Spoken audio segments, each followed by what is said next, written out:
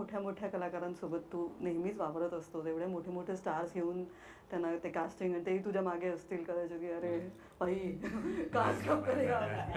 स्वतःची जेव्हा फिल्म निवडलीस तेव्हा मात्र ते मोठे मोठे स्टार नाही घेतलेस. त्याचं नेहमी म्हणणं असतं की तू कथेत राहा.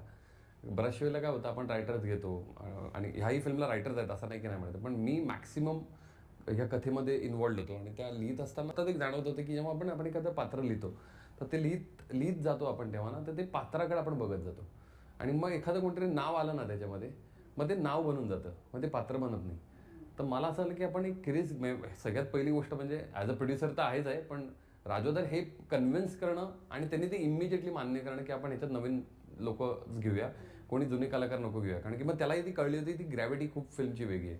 कारण की एक जरी चेहरा दिसला असता तर मग ते पण त्या चेहऱ्याला फॉलो करायला लागतो. तुला ती पात्र मला पात्र हवी होती. मग आता तू फिल्म पाहिलीस तर तू बघ ना, भटीन काकूच्या ठिकाणी करेक्ट आहेत, तर त्यामुळे ते करेक्ट सगळं झोन येतं. त्यामुळे मला असं वाटतं की राधा मीच नाही, प्रत्येक लेखकाने किंवा दिग्दर्शकाने शक्यतो हा प्रयत्न केला पाहिजे की जिथं कॅरेक्टर तुम्हाला वाटते की हे मला काहीतरी वेगळं सांगायचं आहे, ट्राय करा की नवीन. मी इथेच येते की एक दिग्दर्शक म्हणून याचा हा निर्णय होता, निर्माता म्हणून तुमचा तो निर्णय होकार कसा? नाही, तिकडे त्याला प्रश्न विचारण्याचा प्रश्नच नव्हता, कारण तो इतका चांगला कास्टिंग डायरेक्टर आहे, त्याला मी काय कास्टिंग बद्दल प्रश्न विचारणार.